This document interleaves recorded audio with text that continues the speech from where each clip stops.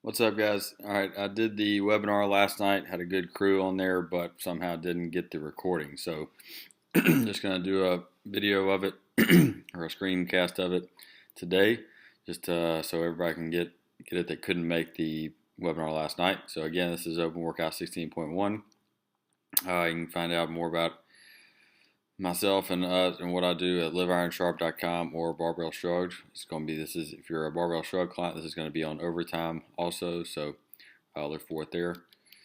So going forward is 20-minute AMRAP, 25 feet overhead walking lunges, 8 bar facing burpees, 25 feet overhead walking lunges, and 8 chest to bar pull-ups.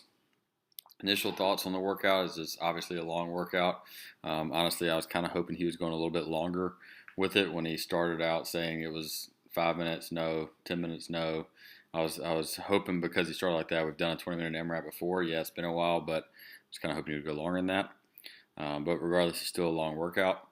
Low skill, low reps, lightweight, and some single leg endurances were my initial thoughts. So I'll get a little bit deeper into those things, but basically because of those middle three, low skill, low reps, and lightweight, um, it's going to be a little bit of a grinder workout. It's not necessarily going to be a super high heart rate workout because the movements are pretty slow cycle time. So muscle endurance is going to be a little bit of a factor. Obviously, aerobic capacity is going to be a little bit of a factor because it is a longer workout, but it's not going to be something that feels like a bunch of box jumps and double unders and running or something like that. That would be a lot more higher heart rate type workout than this workout will be. So just a breakdown of the two different girls that did it, China and Emily. You can see they started off both at about a 120 per round pace, and then they dropped down to 216 for China was her last, and 201 was Emily's slowest. I have there in the middle 201 and 203. These are not accurate. This is when they were filming the other girl that was doing the workout, and I couldn't see when they finished that round. So obviously those are not accurate times because it doesn't line up with the rest of their time. So just ignore that one. But basically they went from a 120 to a 116. So big drop off, almost a minute drop off, 40 seconds to 55 seconds of minute drop off for the two of them. Their average split times were 147, so that shows you how much slower their average split time was than their first one. So the point in saying all that is just that you need to pace slower off the front end than they did. Because this is a 20-minute AMRAP, because it's a low turnover type workout, it should be almost like a 5K in the sense of you should have closer split times to each other, even across the board, or just less breakdown than that. We'll get into this a little bit more, but if they had averaged, so 148 or 147 was their average split times. If they had done a 140, they would have gotten 12 rounds. So you can see how that little difference makes. Starting off 20 seconds slower and staying at that across the board would have given them a 7-second faster average split time, which would have been a whole nother round or more for depending on the person. So start off slower than you think is necessary. For nutrition going into this one, you want to be lightweight, eating well ahead of time, 1 to 2 hours minimum. If you're somebody that likes to go a little bit longer than that, maybe 3 hours or so, that's totally fine on this workout. If you're not somebody that likes to go fasted into a workout, I would still keep it lighter than normal. You want to be a little bit hungry in this workout. You want to get good blood flow and good blood circulation, so you don't want to have too much food in your gut. You want to keep it mainly protein and carbs. If you like to have a meal before your training, then I would go lean meat, some kind of chicken, and then rice, potato, Larabar, something like that. I usually err on the side of fruit or Larabar. Works better for me. Rice and potato works for a lot of people, but some kind of carb that gets into your system quickly, and you can start using that as fuel pretty quickly. Again, 1 to 2 hours minimum before. This also could be something that you maybe just drink your protein and carbs before, maybe an hour or 90 minutes before. Maybe you have a protein shake with some liquid carbs, either Gatorade or some kind of powder if you have that. If you're not somebody who, or if you are somebody who eats a little bit less before your training, especially when you get nervous and you have some nerves in there because it's the open workout and you're doing Friday Night Lights or whatever. You may not want to eat as much. This would be a time where you may just do a protein shake and some carbs, liquid carbs going into the workout. If you're somebody that doesn't like to eat much at all, then you may eat 3 or 4 hours before just a normal meal, and then you may just kind of start sipping on branched chain amino acids and liquid carbs 30 to 45 minutes. Those don't sit heavy on your stomach, don't sit in your gut very long, so that would be fine to sip on 30 to 45 minutes beforehand. Just some thoughts around that. Again, you should be pretty comfortable with what you do nutrition-wise, so don't change up a whole lot. But you definitely don't want to overeat before this workout. You want to err on eating on the lighter side. A little bit of caffeine if you're not sensitive to it. If you're sensitive to it, McGoldrick was on this call last night. He definitely would not want caffeine before this workout. If it gets you all jacked up, then you definitely don't want to do it. If you're like me and it doesn't give you much of a amped up response, then may take in a little caffeine. It does delay the effects of fatigue. So just a little bit of caffeine. For me, it would probably be 100 to 120 milligrams of caffeine, 30 or so minutes before. But again, the main things are trying to stay lightweight and not get too amped up before the workout. So your warm up, 8 to 10 minutes aerobic. I would say at least 8 to 10 minutes aerobic. This may seem long. If that seems long for you relative to your normal workout, then I would just stick with that. If it doesn't seem super long to you, then you may even go a little bit longer. You want a good aerobic warm-up for this, and I put bike, row, and locomotion. I think locomotion is important on this, getting some upper body movement in there. Upper body fatigue and upper body endurance is going to be a big factor in this workout. You've got to hold the bar overhead, you got to do chest to bar pull-ups, and you got to do burpees. So every single movement has upper body endurance as a little bit of a factor. I don't think legs are going to be much of a factor here. It's only 6 to 10 steps at a time, and then some burpees mixed in, and then some chest bar pull-ups. So, legs are going to start burning a little bit. They're probably going to be sore in your glutes and your quads, but I don't think that that's necessarily going to be the limiter because you can get through those steps. Shoulders are going to be a little bit more of a limiter, so make sure you get good blood flow to your arms and your shoulders. Do some locomotion, some crawling, maybe some wall walks, maybe some handstand holds, maybe some handstand walks. If you have poor mobility overhead, make sure you include stretching for the overhead position, T-spine mobility.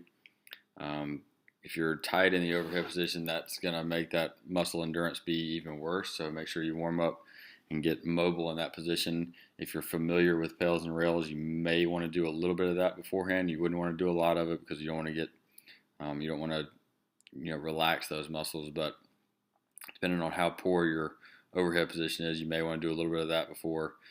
But I would definitely do some crawling and some different things to warm your shoulders up. Warm up your hips for the lunges and the overhead position. So if you have tight hip flexors, and putting a barbell overhead for lunges makes you hyperextend your low back, then definitely stretch out those hip flexors good and activate the glutes real good to keep that good core position on the lunges so you can breathe better on those. Include scapular prep for the pull-ups, so ring rows, bar hanging shoulder circles, different things like that. Crossover symmetry would be a good place for this because you're definitely going to want to have good scapular positioning, and strength and endurance during this workout is going to be a big factor. So just make sure you're warmed up on all those positions. Looking at what's your limiter. For most people, like I said, I think it's going to be overhead, shoulder stability, or chest to bar pull-ups, which is going to be a similar factor. So one's going to affect the other. Scapular strength and endurance is going to be the factor on both of those. If you know pull-ups is going to be a limiter, go ahead and break those from the start. Again, I'll get into split times a little bit more in a second, but the reality is you can start a lot slower than you think and still maintain a pretty good score. Those girls obviously went unbroken the whole time pretty much, but those are the elite level athletes. So if you're not a games level athlete, then you're probably not going to go unbroken the whole time. So you might as well break them from the start and do I always like descending sets, so 5-3, 4-2-2, something like that, depending on where you are. If you know chest to bar is a major limiter for you and your port overhead mobility, you may want to go 2-2-2-2-2. If you get on a short bar where you can get right back up there, all you're really trying to do is take away that eccentric portion of the pull-up, where on that second rep or third rep or however you break it up, you just hit the chest of the bar and then just drop straight down and don't control that negative position or that negative movement. So break the chest to bar pull-ups from early on if you're not a games level athlete, basically. Lunges and leg endurance. Again, I don't think this is going to be a huge factor. I don't think it's going to be worth it for you to drop the bar during the lunges. I think you need to, it's only going to be 6 to 10 or 11 steps, depending on how tall you are. I think that that's short enough and a light enough weight for you to need to just fight through that, because if you drop it, it's going to cost you 5 to 10 to 15 seconds just to pick it back up and keep going. I would rather see you fight through the lunges and take 5 seconds to breathe before you start the burpees, or just kind of control yourself during the burpees to get your breath back under control, instead of breaking it during the lunges. So I don't think the lunges is a good place to pace this workout. Also, the more you pace the lunges, the more that overhead stability is going to become a factor, because the more time under tension you have. So I'd rather see you fight through those lunges, go a little bit faster on the lunges, and then control and slow down the burpees in transition times if that's where you need to rest. So again, looking at some pacing strategies, if they slowed down to 140 per round, I say slow down. If they slowed down their early rounds to 140 per round, that would give them 12 rounds even, which would be a full round above where Emily was. Or she got a little bit into the 12th round, but a full round above her basically, and more than a round above where China was. 2 minutes per round is 10 rounds. That's still a really good score. So again, I wanted to put some specific times out there so that when you get done with that first round, you can look up at the clock, and even though you feel like it was too slow, because this is going to feel too slow, you can look up at the clock and be assured that it's not too slow. That you and don't get in your head that I can sustain. I did it in 135, and that felt pretty good. I think I can sustain that. If you're not a games level athlete, if you're not a regionals level athlete, you're not going to be sustaining that pace. So don't let that first round fool you into thinking you can sustain it. So pace accordingly, knowing where you are, talk with your coach, get a reality of where you need to pace, and how you need to pace from the start. 230 a round is still 8 rounds. Still not a bad score, especially if you're somebody who's maybe just trying to get top 500 in the region or something. These again, whenever we watch these elite level athletes do it on the announcement, it always gives us this sense of hope that it's easier than it looks. They make it look really easy. We start off that first round and it feels really easy, and then we drop off. So we have to be in reality of where we sit going forward. So again, if you know you're not going to be in these top times, even if you're getting 2 minutes per round for a 10 round score, you can still break up the pull-ups early, and still sustain that. I think you'll find that you can still do that and keep the lunges at a decent pace and keep the burpees at a decent pace. Most of where these, I should have changed this to slow but consistent burpees. Most of their drop off in time was in their burpee speed. So start off on a little bit slower burpee speed, but then be conscious and be aware of your speed on them after the 10-minute mark. So after the 10-minute mark, make sure you have somebody there, or you just being aware of staying conscious on how fast or slow you're doing them. You don't want to slow down those burpees too much in the later rounds, because that's where most of your time is going to get eaten up as far as slowing down, because your lunges are going to be pretty much the same speed all the way through. Your chest to bar pull-ups are probably going to be pretty much same speed all the way through, unless you start off unbroken and you end up doing doubles or singles.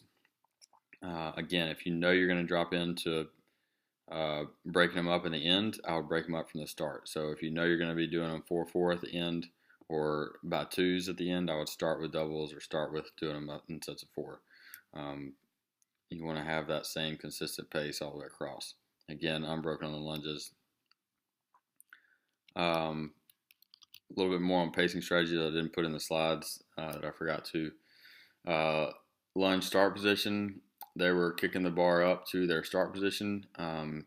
If you need that as a break, you can do that, but I think picking it up and just taking a short step to that starting position, make sure you start on the 25-foot line is really the main point. Excuse me. Make sure you start on the 25-foot line is really the main point there, so you're not starting and only getting half a step in on your first step. Burpee style, again, keep it to a speed or start with a speed you can sustain. If you can do that little half step up like Emily was doing, I think that's good. It saves a little bit of effort there, and it puts you at a consistent pace. I think she started a little slower pace than China did, which I think was good and paid off in the end. She kept closer to a same pace throughout the whole workout. So find a burpee style. You don't want to be doing your burpee, taking 3 steps up, hop over the bar, take 3 steps, turn around, and drop down. You want to keep them a little bit more consistent, a little bit more paced, but again, sustain that on the back end of the workout. Grip width on the lunges, since scapular stability and endurance is going to be a factor with the pull-ups and the overhead lunges. Play with your grip width, especially if you have tight shoulders. The more stacked you can get, the better. But if you have tight shoulders overhead, then you may want to go a little bit wider. So I would suggest changing it out throughout the workout. So maybe on the way towards the burpees, you go with a narrow jerk grip, and maybe on the way back to the pull-ups, you go 3 or 4 inches wider. I would steer away from overhead squat grip if you can, just because it's so much more unstable, and I don't think you need that for the flexibility. If you do need that for the flexibility, then obviously go that wide, but just go with jerk grip or 2 to 3 inches a little bit wider. Mix it up every time. Every round is going to give all those small stabilizer muscles a little bit of a break and a little bit of different stimulus, which is going to give you more endurance in the end. Knee sleeves, this is really the only gear that you need to wear. I would say if you're comfortable with knee sleeves, I don't have knee sleeves, so it wouldn't make sense for me, but wear knee sleeves just to protect your knees from banging the ground, and yeah, protect those knees for later workouts. Lunge position, lunge burpee style. Also change your pressing position on your burpees. So maybe you start with narrow pressing that push up off the ground, maybe you go wide. Again, mix it up. The more you can mix that up, the better. Same thing even with the pull-ups. Again, if you know you're breaking the pull-ups and you know sometimes you do mixed grip, then do mixed grip from the start. Maybe you do 2 mix one way, 2 mix the other way, and just alternate back and forth. It's going to give you better endurance later on when you've done different movement patterns throughout the whole workout instead of the same exact thing. If you don't do mixed grip, then you may want to go just a little bit narrower than normal, a little bit wider than normal, and just mix it up every round. So again, you're hitting a little bit different stabilizer muscles, and those small muscles are getting a little bit less less worn out. So again, just play with those grip width on basically everything. Cool down, 5 to 10 minute row or bike, just to flush out those legs. The legs are probably going to be sore after this, depending on your training volume and your background. 10 minutes foam roller glutes and quads. Also throw in stretching here. This is a good workout for just static stretching after the workout.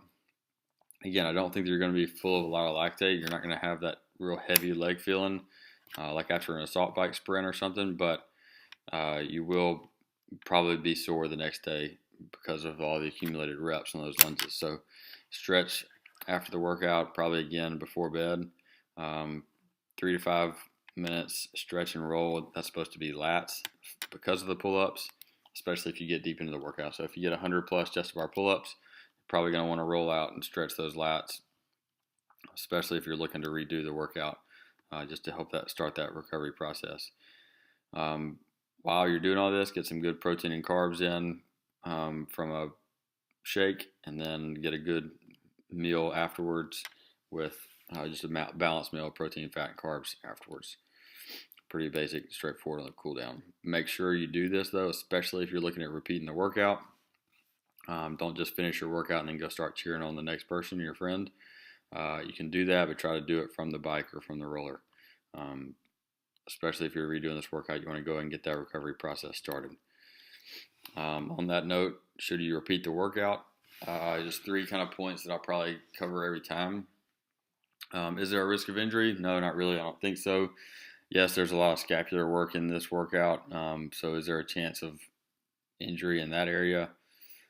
Possibly, but if you're getting that deep into the workout, then you probably have developed the capacity to go that to do that much volume throughout the weeks anyway.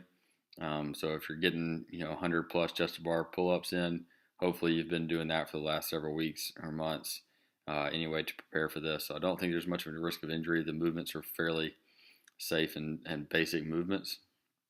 Are you going to improve the next day?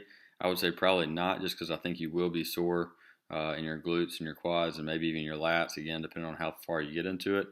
But I think the lunges are going to get heavy earlier. The muscle endurance is going to set in earlier, and the shoulders and the glutes and even the lats and the pull-ups. I think it's going to set in earlier if you try to do it the next day. If you wait 2 to 3 days, I would say you probably can improve because of pacing will be better and you'll know how it feels. And I don't think you'll be too beat up from the first time to improve. So I think it's definitely a good one to repeat 2 to 3 days later. Again, just a reminder on that note, this is the first week. So it's not your only workout. It's not the whole competition. Don't blow yourself out on this one workout and then not be able to train all next week before the next workout. Training the day after, this is mainly for borderline regionals level athlete or a little bit higher level athletes.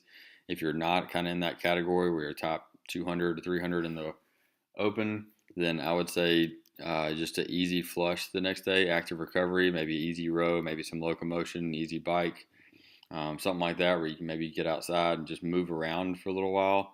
I do think you should move. I think the longer you sit and just completely rest the next day, I think you'll get really stiff. So I think just doing some active recovery would be good. If you're in that top 200 or higher, I think it a little bit depends on your training volume leading up to this. So if you're used to doing just one workout a day, then you may want to again do that just easy flush. Maybe get a good sweat in, possibly some strength work, maybe in full squats just to move through a full range of motion. But I wouldn't do a lot. Wouldn't do super heavy. Obviously, wouldn't do lunges or pull-ups. But I think you could possibly do some strength work if you're used to it. And I think you could but I think the biggest thing is going to be just some active recovery, getting a good sweat in, getting good blood flow, and then rest or do the workout the next day. And then hit it again either Sunday or Monday before you repeat it. If you're somebody who trains twice a day with pretty high volume, I think you can pretty much train as normal. I don't think this workout is going to beat you up too much. Possibly do some active recovery that morning and then a normal training session in the PM. But I don't think this, if you're a twice a day training person, your volume is usually pretty high. I don't think this workout is going to beat you up too much. The movements are relatively simple, light. Yes, it's a lot of reps, but again, if you're used to that, then it shouldn't beat you up too bad. So I hope that helps. Obviously, we don't have questions because, again, we did the webinar last night and had a good group on there. Had a few questions, some about stepping through on the lunges. Should you pause at the top of the lunge or just step through? Again, I would say double check the rule book. I didn't see anything about that, but if you can step through, you may want to step through, but I don't want to try to sprint through those lunges just to get. I think you can start off slower than you think, which I think that's a little bit of a pacing thing if you stop at the top. But at the same time, you don't want to go too slow where you're pausing and breathing at the top every time, because that time under tension on your shoulders is going to be a little bit more of a factor instead of just going straight through it. So just find a happy medium there where you're just kind of taking a nice, steady, consistent pace on those lunges. Yeah, I don't think there's anything. I don't remember any other questions from last night. I didn't have any written down. I know McGoldrick jumped on and he just added, just the emphasis on pacing. Again, they started out at a 118, 120 pace, and their slowest rounds were a little bit over 2 minutes. So just take that in consideration. 140 is 12 rounds. 2 minutes per round is 10 rounds, and so forth. So good luck. Have fun with it. Remember, it's the first week. Get after it and do your best.